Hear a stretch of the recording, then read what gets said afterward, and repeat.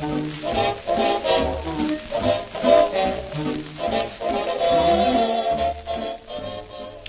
everyone, welcome to A Nightbird. It's twilight, you've caught me at twilight again, so maybe the light is going to fade and so on, but we'll be okay. The light's pretty good here and I think you can see me anyway. Yeah, it's been a while, and the reasons mainly are that I've been quite unfaithful to my knitting recently. I have this super new hobby of being in the garden, and I didn't realise how much I was going to enjoy gardening. It's something great that the family can all do together. And sometimes I feel like hobbies can separate the family a little bit. That everyone's kind of doing their own thing, and it's just been really nice that this is something that we can really share.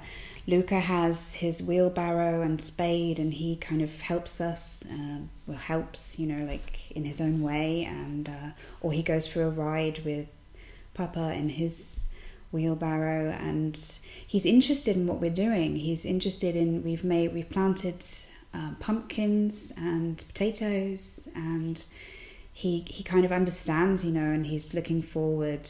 Obviously he doesn't realize how long he might have to wait, but he's looking forward to seeing them grow. He loves the flowers, and especially he notices the ones that he's helped with.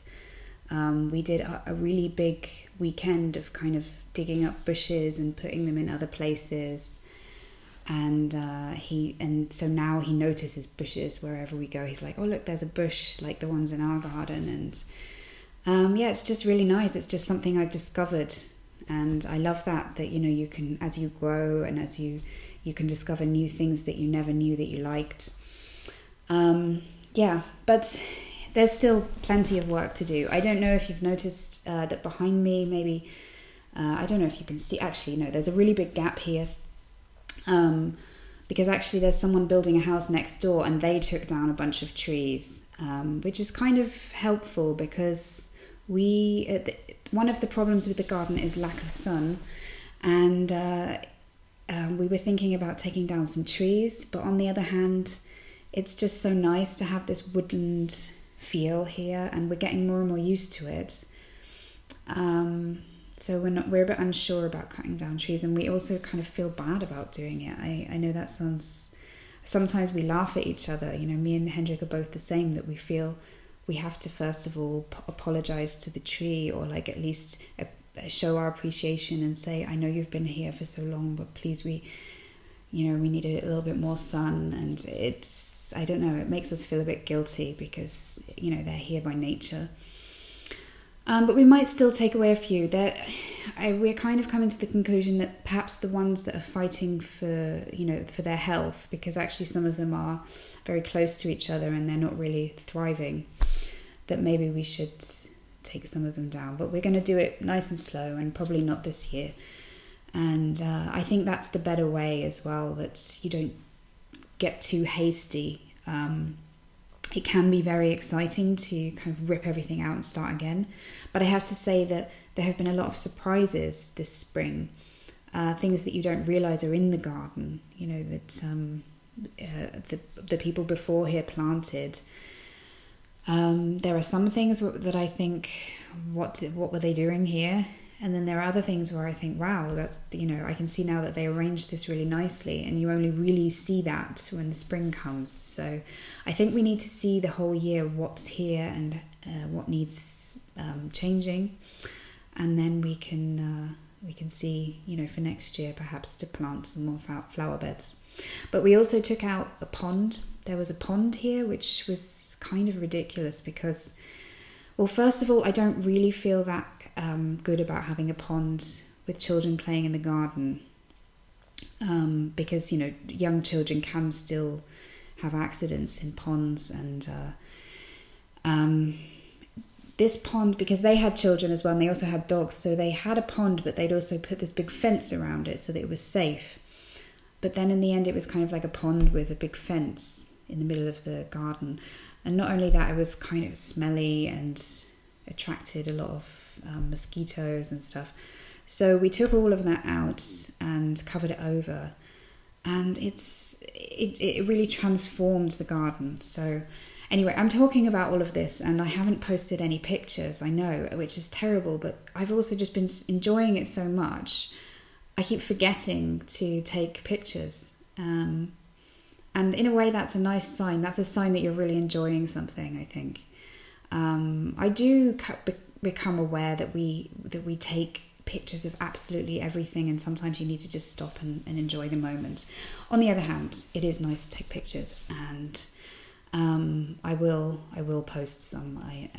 I also have some. I have some old pictures of how the garden looked, and I think before and after is always more kind of impressive when you look at it.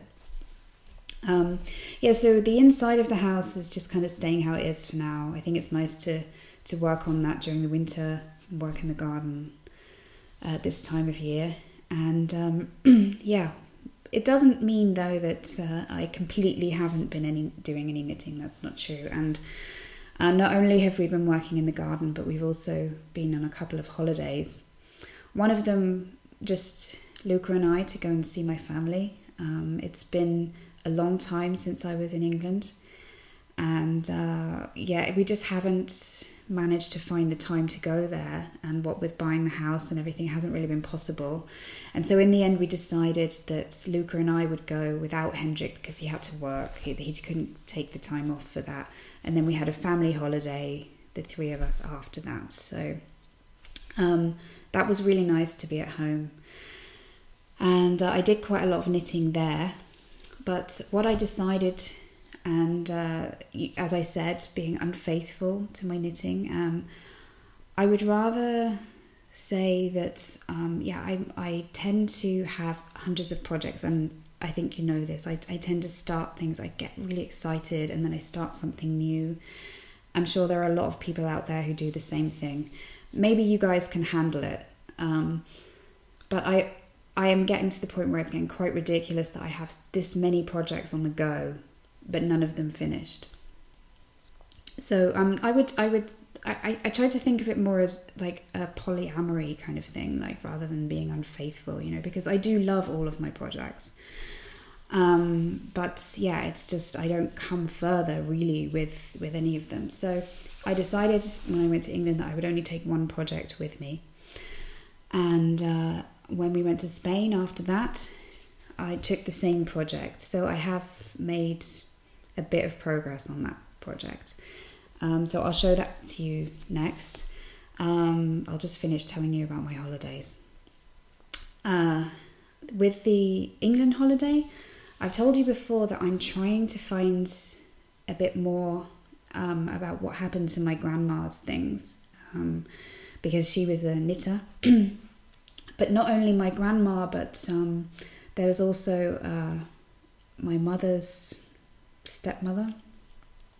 She also was more into sewing actually, but she I don't know what happened to her stuff.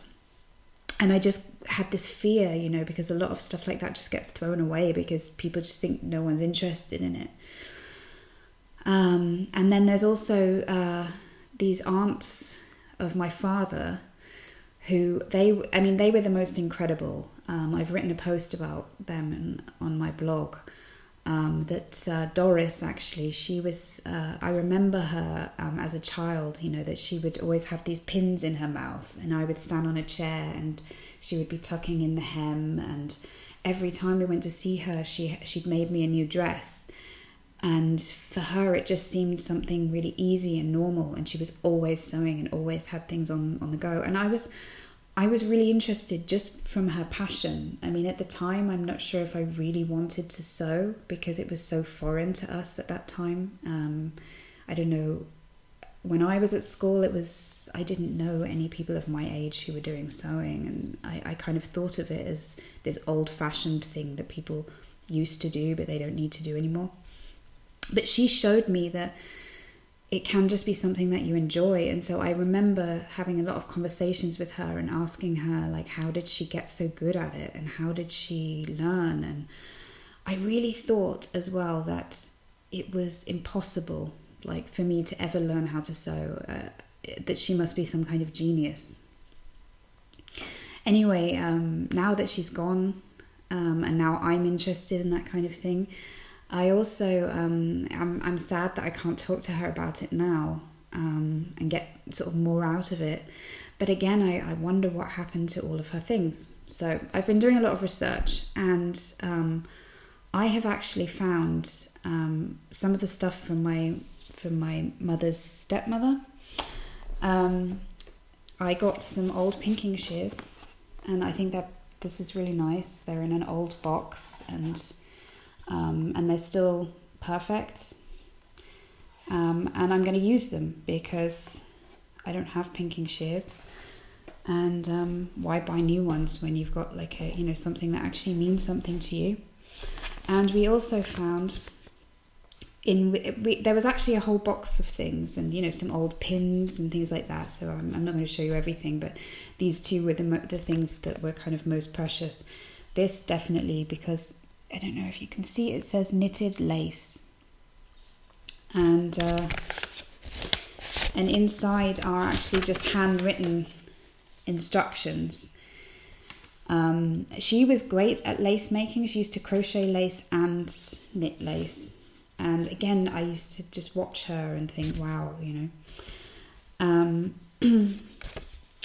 So I think I'll probably have a go at this. If I can, she's got lovely handwriting. Like that really, like you can tell that she really trained it. But I think I can read. I think I can understand it. Obviously, sometimes you think that and then you start. I'll see when I start if I hit problems. But if not, I think I'm good enough now with my knitting that I can kind of, if I hit any problems, I can still do something that will still look nice. But I hope, and it would be really nice from these instructions to make some lace. That would be really nice.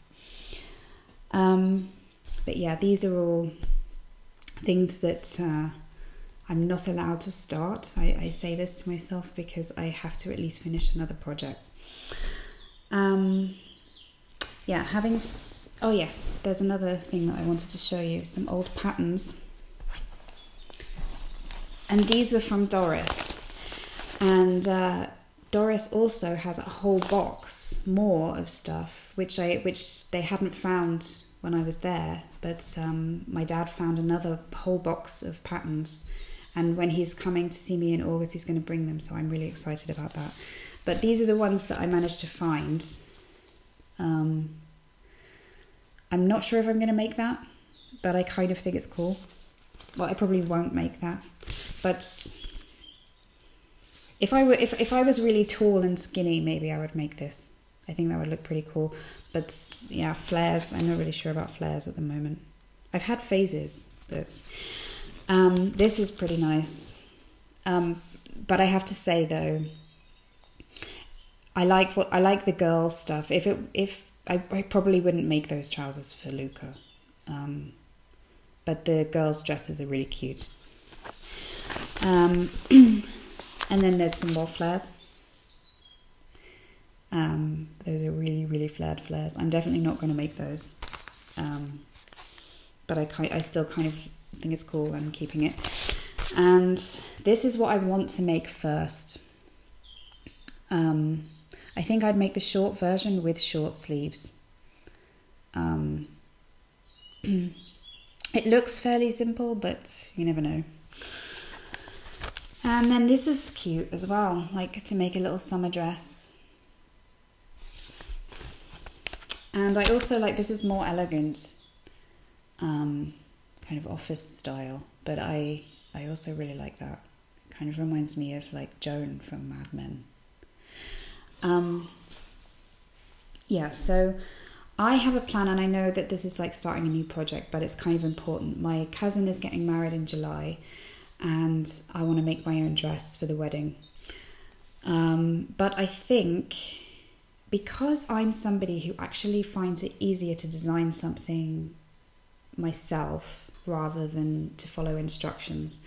When I follow instructions, that's when I hit problems, and that's when I find like I don't understand, or so I think I probably will just make up my own pattern for the dress for July, because it's not really that far away.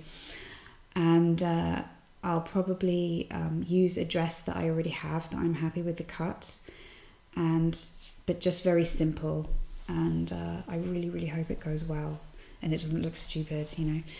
I'm going to use this, and this is actually a fabric which used to be bedding.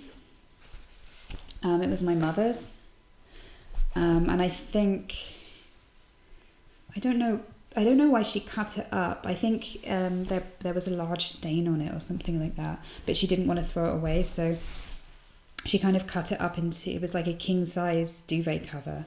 So there's lots of it. So I'll definitely have enough to make a dress, and then maybe something else. So that is a project for this month. And as far as my knitting is concerned, I'm going to show you now my one project. And this one project is the only project I'm allowed to work on. I was working on this in England and in Spain. And it's one that I've shown you before, but it's gotten bigger, at least now. It's one that I was making last year, along with something for Luca. And yeah, I just got excited about other things, and it just didn't. So yeah, this is the only thing I'm allowed to knit for now, until it's finished, and then I'm allowed to choose something else, and I think I'm just going to have to keep doing that. So it's not going to be too exciting what I'm going to be showing you over the next episodes, at least as far as knitting is concerned.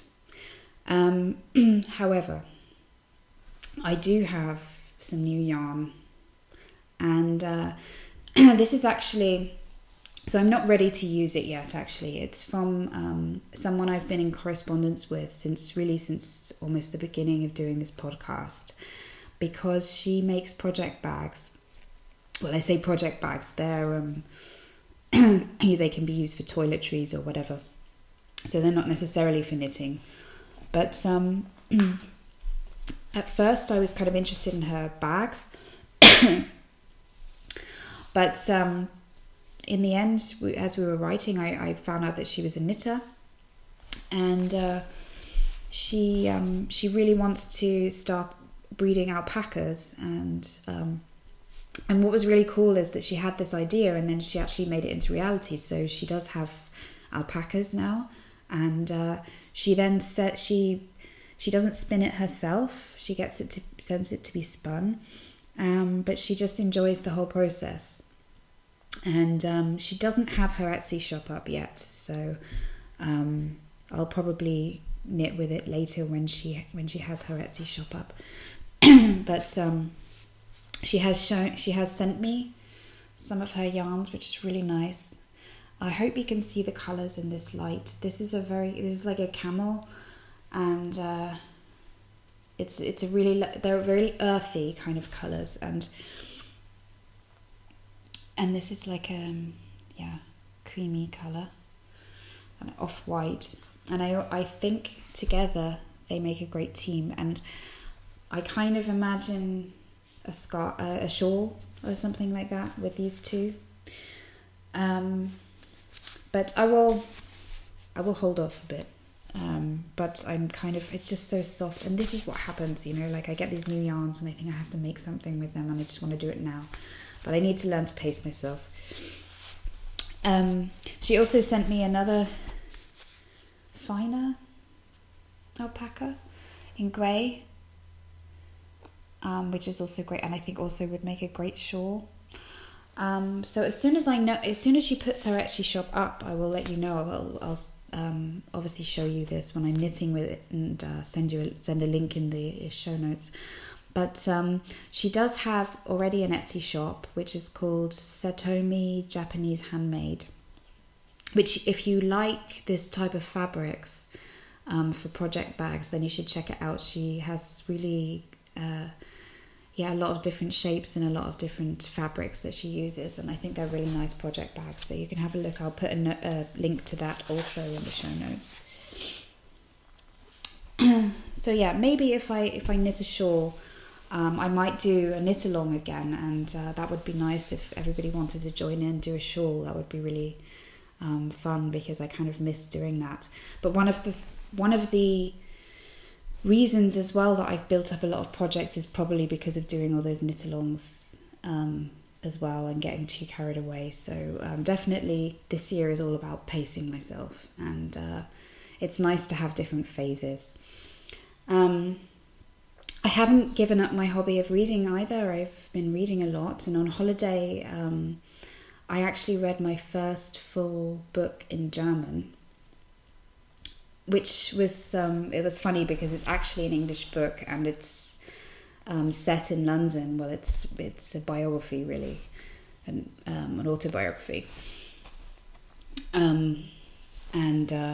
But I only had access to a German copy, and I thought it was a really nice story. It's I only know the title in German, but I guess it's about a cat called Bob, and a man who is a busker, and it's a true story. So he lives in London, and he was homeless and addicted, and he'd just kind of gone on this downward spiral, and he'd had a bad time at home, and ended up living on the streets. And then this cat came into his life, and I'm making this sound really sugary now, but it's actually, the way that he tells the story is like, I found it a real page turner. His relationship with this cat, and how this cat helped him to see himself better, and to find a kind of new meaning in his life. And not only that, but the cat kind of ended up being sort of a companion to him while he went busking. He would take the cat with him, and the cat actually enjoyed being out with him, and they kind of became sort of famous that, people would, it was kind of novel to have this guy with his cat, because usually people have dogs with them on the streets, and, a lot of people stopped, and so he kind of ended up making more money having the cat with him. But yeah, anyway, I won't tell you the whole story. I would recommend the book, and although I don't know the title in English, I will put also a link in the show notes, so that then if you're interested, that you can read it. And watching. I know that maybe you English people out there will think it's crazy that I never ever watched Gavin and Stacey until now, but while we were in Spain, the lady that we were staying with, so the reason we went there is because Hendrik actually knows somebody who lives there. Again, at the moment, we're kind of working on a budget, so we're going to places where we can stay with people that we know. And it was really lovely there. She has lots of cats. They're not all her cats, but they kind of hang around, and she has a dog. And then the neighbour also had a dog, which was really sad. He was just tied on a line the whole time. And Luca fell in love with this dog, the Blanquita, her name was. And he went to see her every morning and just played with her. And I think she had the time of her life, because she's really just stuck there, and there's just really nothing that they can do about it. I mean, I think that the neighbours who own this dog, they have a different attitude to, letting your dog run free and so on. And that's how he keeps his dog. But she was, despite the fact that she didn't have her freedom and she was on a line the whole time, she was a really, really lovely dog. There was no danger at all that she was ever going to bite Luca or anything. She just wanted to play, and she just wanted attention. And she got it from him. I mean, he was with her, every morning he would be like, I want to go and see Blanquita, and he would go down there and play ball with her and go into her house with her. He was absolutely filthy afterwards. I had to always give him a bath. But I kind of thought it was nice, and it was worth it for her and for him, and it was so nice to see what a big heart he has. Yes, and then all the cats around as well, he really enjoyed, although a few of them scratched him because he doesn't he only thinks animals are going to be nice to him. He doesn't quite get it yet that, you know, not all animals want to play all the time. And the only way I guess you can learn is from each animal. I mean, some of them really don't mind, and then others do. So so really we had a really wonderful time. We also found some beaches that were totally unspoiled. You know, that you only had cliffs with sheep and everything around, and then white sandy beaches, no hotels, nothing around. So it was lovely. And back to Gavin and Stacey. So this lady that we were staying with, her ex-partner was actually English, so she kind of was into a lot of things that I'd never even heard of, because I haven't been living in England for a while. And it was actually just nice to see something very English, and it was funny. And even though I think I'm not quite sure if Hendrik appreciated it to the full extent that I did, but it gave him a bit of an insight into English humour and English culture. And we actually watched the whole thing, because it's actually not a very long series. That was nice to discover that. And in the meantime, I've just been catching up with all the other things I've been watching. And obviously there was Game of Thrones. It's on at the moment. I'm not sure how I'm feeling about that. I'm starting to get to the point where I think it's a bit depressing. But yet I still want to continue to watch it. So we'll see. I just hope that at some point there's going to be more of a kind of hope to it, rather than it has these dips and falls, you know, and I think that's what keeps you interested. But I hope that in the end it's not going to just be like completely you know, everything, you know, all bad things happen and there's no hope. And but we'll see. I will probably keep watching. And Call the Midwife, actually, I haven't caught up with. So that's something that I kind of plan for some evenings of knitting, perhaps. I kind of crave that at the moment, to stay up and knit. And I know that my allergy season is coming. It's starting already. And usually during that time, I tend to stay up late, and you know, everybody else is in bed, and then I'll stay and watch something. So I'm saving my my Call the Midwives for then. So today it's been all in one. I'm just chatting away. I hope then maybe next time I can show you some big progress on my cardigan. And I will just, as I said before, I'm not really sure about when I'm doing my podcast at the moment, because I've got so many other things on the go, and so many other hobbies. But some people have written to me, and they've asked me, like, are you thinking of stopping, and so on. Not at all. I don't ever think that. I don't really. I don't know. I mean, maybe at some point I will stop doing it, but I never really kind of had a plan for it, that it has to be every week, or it has to be whatever, you know, or has to be something in particular. So as long as I'm still enjoying doing it, I will do it. And sometimes I'll find the time for it, and sometimes, you know, that it'll be more often, and, you know, I'll just let it have its own life, if you see what I mean. But I have no plans to stop making it, to answer some of your questions. So I don't know when the next time will be. Hopefully a little sooner than last time, but we'll see. And in the meantime, enjoy your knitting and crafting, and stay in touch, and I'll see you next time. Goodbye.